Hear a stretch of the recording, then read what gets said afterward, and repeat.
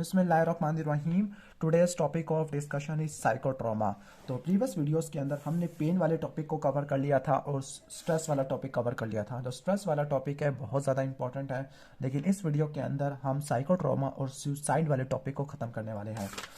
Okay, तो ये section E के ऊपर पार्ट 2 वीडियो है। अगर आपने पार्ट 1 नहीं देखा तो पार्ट 1 आप प्लेलिस्ट में जाके देख लेना। चैनल की प्लेलिस्ट होगी BS सेक्शन ई, तो वहाँ पे आपको मिल जाएगा। तो साइकोट्रॉमा या साइकोलॉजिकल ट्रॉमा जो किसी भी बंदे की सेंस ऑफ सिक्योरिटी को डिस्ट्रॉय कर देते हैं और उस बंदे को बेयार और मददगार बना देते हैं। ओके, तो ये किसी भी हाईली स्ट्रेसफुल इवेंट का नतीजा होता है। तो पहली बात कि हाईली एक्सपीरियंस्ड या एक्स्ट्रा ऑर्डिनरी स्ट्रेसफुल इवेंट होगा, वो उस बंदे की सेंस ऑफ सिक्योरिटी को, उसके तहफ़्फ़ुज़ात को ख़त्म कर देगा और इस बंदे को बिल्कुल हेल्पलेस बना देगा। तो इस टाइप के ट्रॉमा को बोलते हैं साइकोट्रॉमा, जो इसके माइंड पर, उसकी साइकोलॉजी के ऊपर जो चोट लगती है। ओके, ठीक हो गया। जो ट्रॉमेटिक एक्सपीरियंस होती है वो इन्वॉल्व करती है मे बी किसी की लाइफ को खतरा है या किसी की सेफ्टी को खतरा है, या कोई भी ऐसी सिचुएशंस होती है जो किसी भी बंदे को बहुत ज़्यादा खौफज़दा कर देती है या उसको अकेला बना देती है। ओके, और बंदा शॉक के अंदर चला जाता है, यानी बंदा शॉक के अंदर चला जाएगा, बिल्कुल ही डल होके बैठ जाएगा, दूसरों के साथ डिस्कनेक्ट हो जाएगा, ये नहीं सोचता कि पूरी दुनिया में क्या चल रहा है।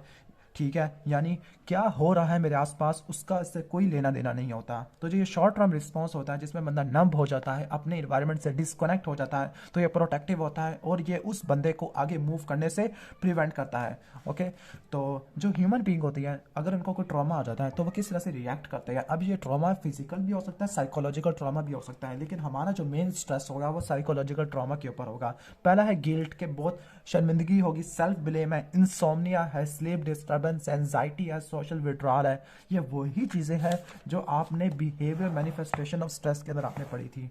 फीलिंग सैड है, डिफिकल्टी इन द कंसंट्रेशन है, बंदा अपनी स्टडीज़ के ऊपर कंसंट्रेट नहीं कर सकता, या तल्ख मेमोरीज होती है, मूड स्विंग करता रहता है, कभी एक सिचुएशन से दूसरे सिचुएशन में मूड अच्छा होता है फिर अचानक ही ख़राब हो जाता है, इरिटेबिलिटी होती है, बंदा डिसकनेक्टेड फील करता है या अपने आप को नंब फील करता है, बिल्कुल डल होकर बैठ जाएगा। इसको मैनेज किस तरह से करना है? तो सबसे पहले आपने अपने आप को एजुकेट करना है, आपने पढ़ना है कि एंजाइटी क्या होती है, पोस्ट ट्रॉमेटिक स्ट्रेस डिसऑर्डर क्या होता है। पहले आपको इन चीज़ों का पता होना चाहिए, ठीक है। फिर आपने किसी भी डिफिकल्ट सिचुएशन या कोई स्ट्रेस आ जाता है तो आपने डीप ब्रीथिंग करनी है। जो डीप ब्रीथिंग होती है मेडिटेशन है और प्रोग्रेसिव मसल रिलैक्सेशन टेक्निक है।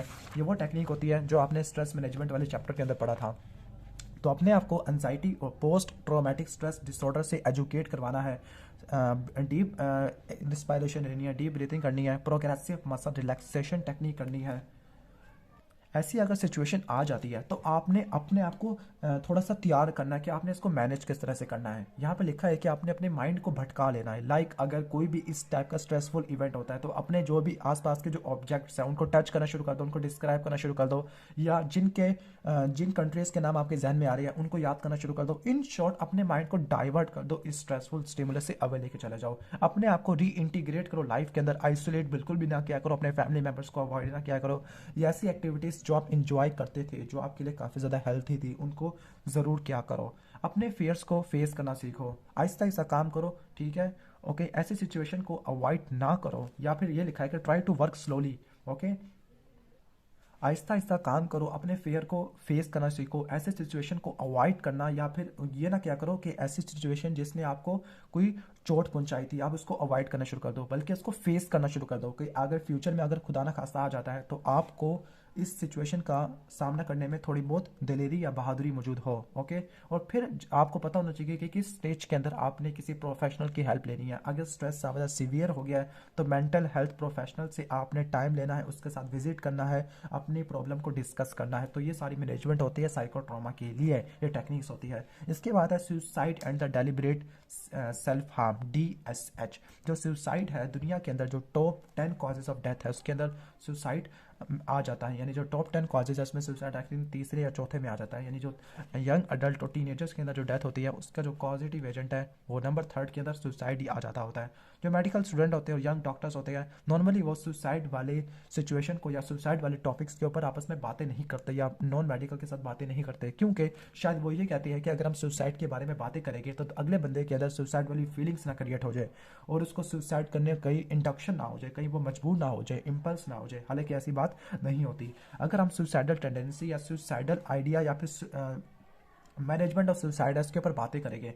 तो इससे पेशेंट की एंजाइटी कम हो जाएगी और सुसाइड को प्रिवेंट करने के लिए काफ़ी ज़्यादा क्रूशल हो सकता होता है। ओके, ये कहते हैं कि जो साइकोलॉजिकल असेसमेंट होती है वो इस तरह से स्टार्ट होती है कि आपने इस टाइप का कोई क्वेश्चन पूछना है कि क्या आपको ऐसा फील होता है कि जो लाइफ है ये वर्थ लिविंग नहीं है। तो इस टाइप के क्वेश्चंस पूछने हैं, पे सुसाइडल अटेम्प्ट्स के बारे में हिस्ट्री लेनी है, होपलेसनेस के बारे में हिस्ट्री लेनी है, और फाइनली उसके करंट प्लान के बारे में डिस्कस करना है। इसके बाद है वर्ड पैरासुसाइड। पैरासुसाइड कोई भी ऐसा नॉन फैटल एक्ट जिसमें इंडिविजुअल जानबूझ के कॉन्शियसली अपने आप को सेल्फ इंजर्ड करता है, जानबूझ के अपने आप को नुकसान पहुंचाता है, लेकिन वो ज़्यादा मुहल्लिक नहीं होता, नॉन फैटल होता है, या किसी सब्सटेंस को ज़्यादा इंजेस्ट कर लिया, थेरापेटिक डोज से ज़्यादा, लाइक अल्कोहल ज़्यादा ले लिया है, तो इस केस में जो डैमेज होता है उसको बोलते हैं पैरासुसाइड होती है।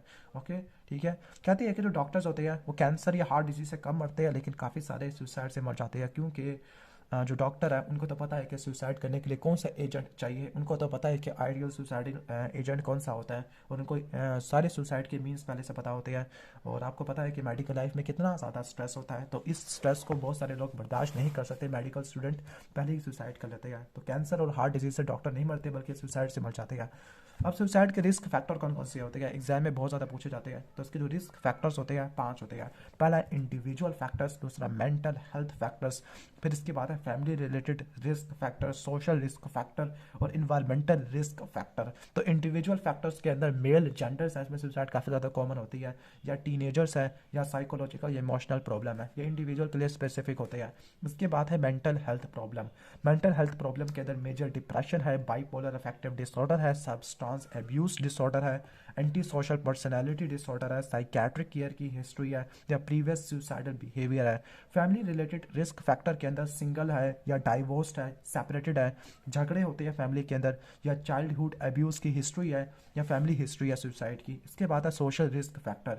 तो सोशल रिस्क फैक्टर के अंदर सोशियो इकोनॉमिक डिसएडवांटेज है, माइग्रेंट पॉपुलेशन है, अनएम्प्लॉयमेंट है, सोशल आइसोलेशन है। इन्वायरमेंटल रिस्क फैक्टर के अंदर अगर डॉक्टर के अंदर के ज़्यादा एक्सेस होता है, ईजी एक्सेस होता है सुसाइडल मेथड की तरफ, या कल्चरल सपोर्ट होती है सुसाइड की, या मीडियल क्यूज़ होते हैं, या फिर जो पेयर फेलोज होते हैं, यानी अगर जो एक साथ जो दोस्त होते हैं वापस में, यानी उन्होंने तय किया होता है कि हम सुसाइड कर लेंगे, तो जो सुसाइडल अमंगस्ट पेयर्स होती है, मतलब सेम एज और सेम स्टेटस वाले लोगों में या इंडिविजुअल में सुसाइड का होना। अब सुसाइड के लिए प्रोटेक्टिव फैक्टर्स क्या होते हैं, तो आइसोलेशन नहीं करनी बल्कि आपने कनेक्ट करना है अपने फैमिली मेम्बर्स के साथ, कम्युनिटी के साथ, सोशल सपोर्ट होने चाहिए, वो भी पॉजिटिव वाली, मैरिज है, चिल्ड्रन होने चाहिए, दूसरों के साथ अच्छे तरीके से बर्ताव करना, सेल्फ एस्टीम की स्ट्रॉन्ग फीलिंग होनी चाहिए, स्ट्रॉन्ग कल्चरल बिलीफ होना चाहिए, ओके, स्ट्रॉन्ग स्पिरिचुअल और रिलीजियस बिलीफ होना चाहिए, सेहत अच्छी होनी चाहिए, ऑप्टिमिज्म होना चाहिए, अच्छी होप होनी चाहिए फ्यूचर के लिए, इकोनॉमिक सिक्योरिटी होनी चाहिए, सोशल स्किल होनी चाहिए, अपने ही मामले, अपने ही झगड़े सॉल्व करने की, या दूसरे के अगर झगड़े या कॉन्फ्लिक्ट है उनको सॉल्व करने की एबिलिटी होनी चाहिए।